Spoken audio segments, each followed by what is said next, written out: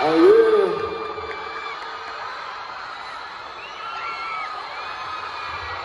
Magandang araw, Mac Family!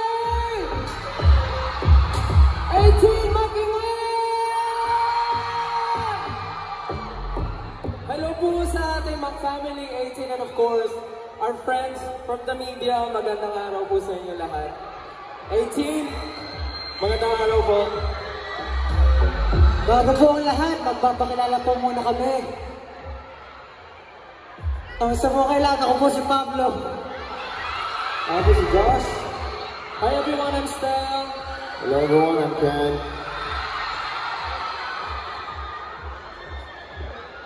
Hello everyone, I'm Justin. We are SB19!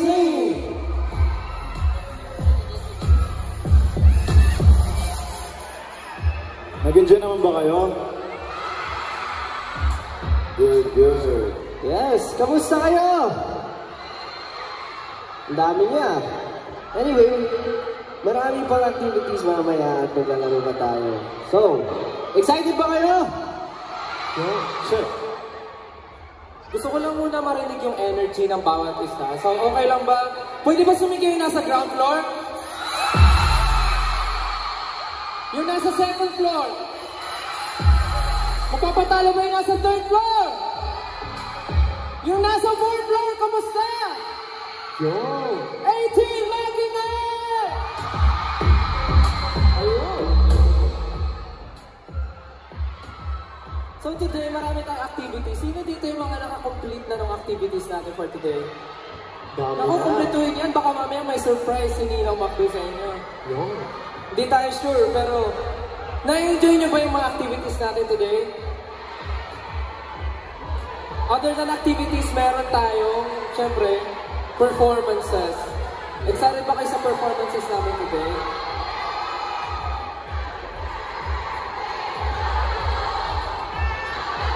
Kumakanta sila. Happy birthday to you. Saan mo dyan? Chicken ka sa akin, chicken. Birthday pala ni So, Pablo. ayun nga. So, besides activities, gusto nyo ba mag-perform pa kami ng isa pa? Gusto nyo ba? Anong gusto nyo i-perform namin? Ano? Ano?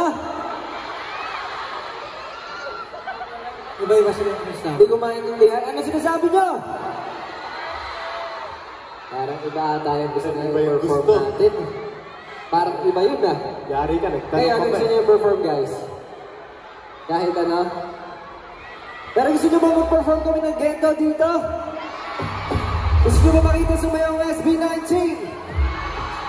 Pero dapat malakas ang sigaw kung hindi kami mag-perform. Pwede ba lakasan nyo yung sigaw nyo? Lahat sumigaw ng ghetto! Isa pa!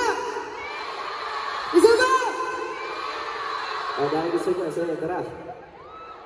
Let's go.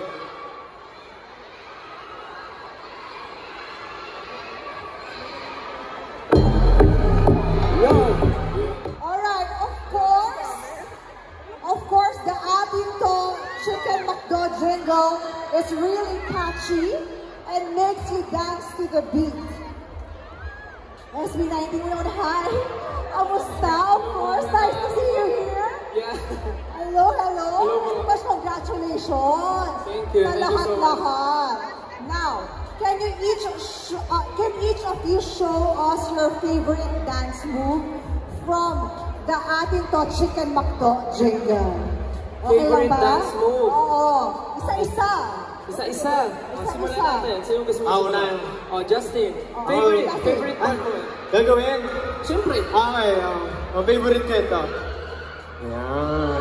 Kasi saktong-sakto chicken. Perfect, perfect. Match the match. Sinong susunod? Pumunta Alam ko together. siguro. Gusto ko yung iconic na tunog ng McDonald's yung paparapapa.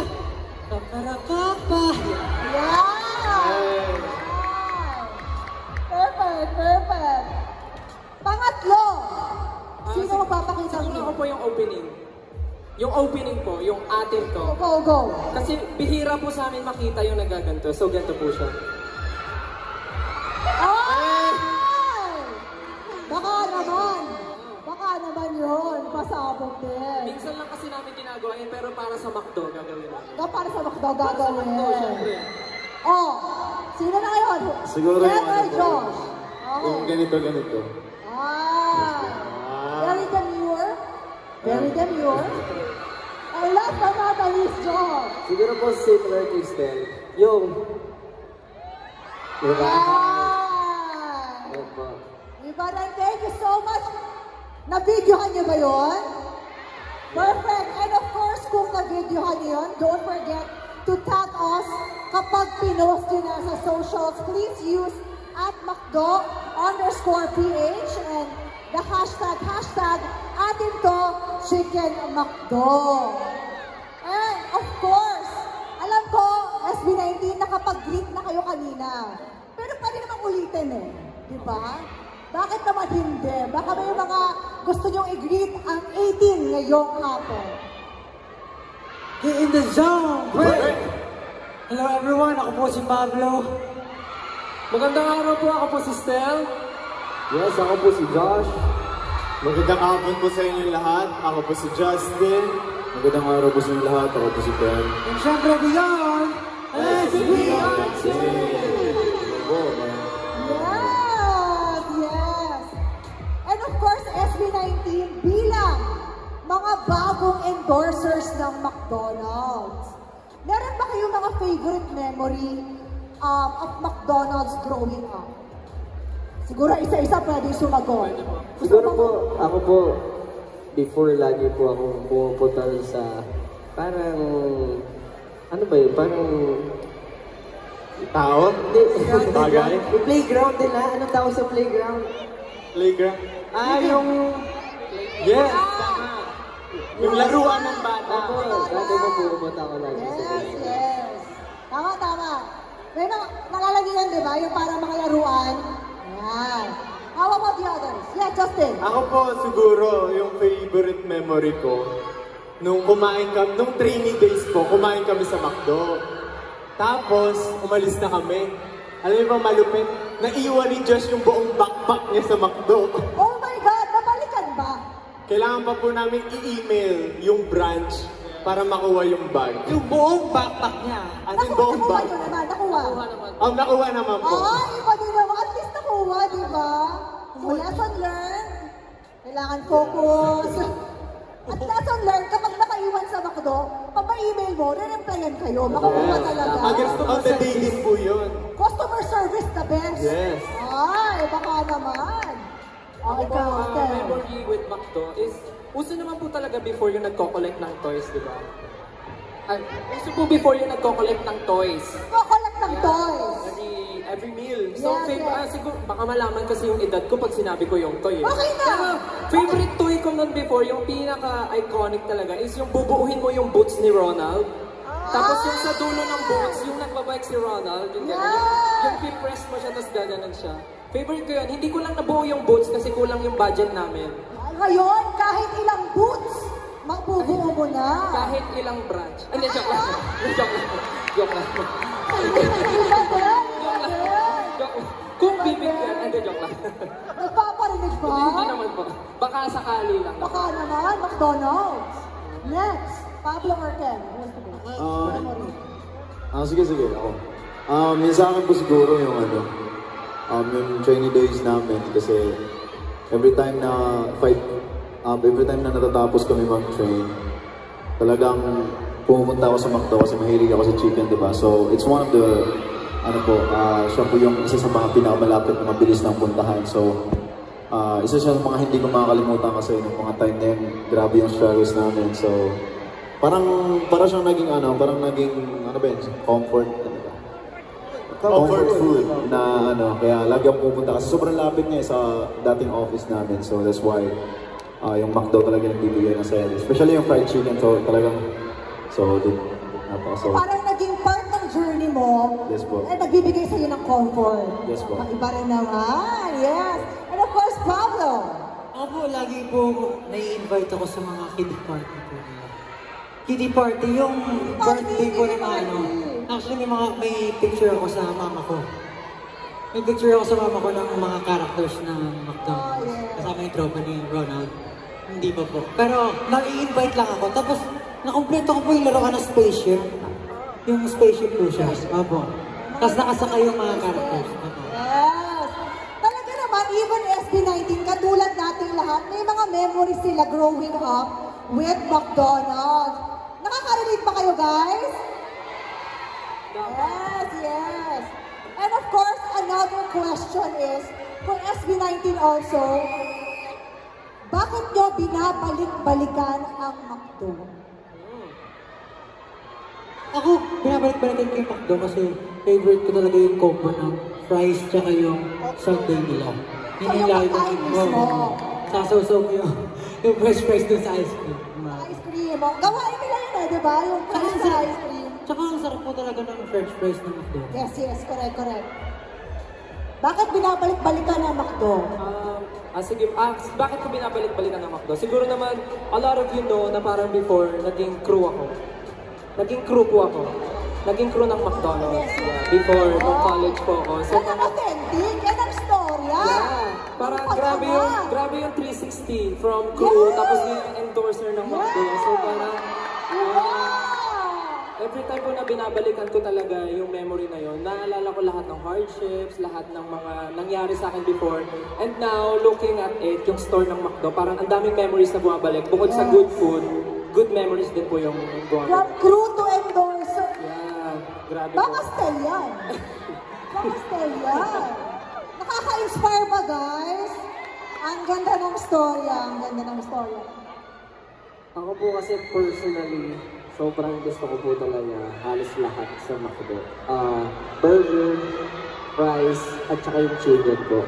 Ayun, para sa akin yun po talaga yung prime. Kumbaga, parang lalo yung cheeseburger po nila, yung deluxe cheeseburger, yun po talaga, walang tatalo for me. Yun po yung parang katulad ni Kim, comfort food ko po kapag medyo madaling araw na yun po yung to go na kinakain. Hindi kasi orderin Yes po.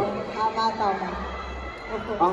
Ako po, bukod sa kailangan balikan yung bag, yun nga, lagi namin pagpa-uwi, drive-thru, or kahit po yung RM namin, anong merienda, ako po, ang set ko lagi, Burger McDo plus fries. Tapos, kapag gutom na gutom, large shake fries. Ay! So alam niyo na yung set ni Justin Barbecue. Alam niyo na yung set niya. Barbecue, di ba? Barbecue. Diba? And of course, Ken. Sa akin naman po, syempre yung malaking chicken talaga. Kasi lagi po akong 2-piece eh. So, yan po lagi in-order talaga 2-piece tapos dalawang rice din. Ka. Yes po, dalawang rice din tapos. Ay. So kumbaga, isang kanin, isang chicken, dapat mag-isang Times 2. Yes po, parang yun. Yeah. Nakalaki pa naman yan. I love it. Ang ganda naman talaga ng connection ng SB19 with McDonald's. Very authentic, very inspiring. And I know, bawat isa sa atin, all of us, meron tayong kanya-kanyang McDo memory. At malaking bahagi talaga ng kabataan natin ang McDonald's. And we are very thankful that they brought us together with our favorite Filipino boy group. Palakpakan naman natin ang McDonald's and SB19. Now, to break the ice. Kahit mainit, we are gonna break the ice. At maglalaro tayo ng games. Gusto niyo ba mag-game? Yes. Of course, we would like to call on stage our pre-selected contestants. Hello, everyone. Hi. So again, I am Ashley Santolian Delgado from McDonald's Philippines. I'm so happy to see everyone here today. Despite the gloomy weather, hindi tayo magpapatigil or hindi, it won't stop us, right? Yung ulan, wala yan para sa atin. So, I'm really happy that you're here today. I'd like to acknowledge, of course, the presence of all our partners who have made this event possible. First of all, Summit Media, thank you very much. our longtime partners, Leo Burnett, OMV, VML, and of course, Eggshell. I'd also like to thank my partners and my team from McDonald's Philippines who has made this campaign possible from start to end. Everyone, just for you, they really came up with this campaign. And of course, I'd like to thank SB19 and their team for partnering with us, right? So thank you so much. But most importantly, I want to thank you. I want to thank you, the 18 community. Of course, you inspired us to make this collaboration. It was really because of you that we were inspired to collaborate with SB19 because they are representatives of the Filipinos. Right? Kaya naman, mahal na mahal natin sila. Love ko to? Love ko to! Okay, so thank you so much, 18 community. And you know, yung partnership na to, we were inspired because we share the same values as SB19. They are very much hardworking. They are, with their craft, it's really about excellence. So recently, they received the Voices of Asia Award at the recent Billboard K-Power 100 in South Korea. Diba? Talaga namang, they're just getting bigger and better. Just like the bigger and better McDonald's Chicken McDo. Diba? So lahat ba kayo natikman na ang bigger and better Chicken McDo? Yes, yes. So there's really so much love for the bigger and better Chicken McDo. Kaya naman, we're giving back the love to you guys. We're giving it back to you guys with this fan meet. I won't delay it any further. Alam ko naman kung sino pinunta nyo dito. So we want to give you the best experience possible. With everything that's happening here, remember to use the hashtag @McDo_PH and then use the hashtag. Very good. Okay, so I think that's it for me for now. Thank you very much. Let's all have fun today. And I'll turn you over back to Ms. Ray.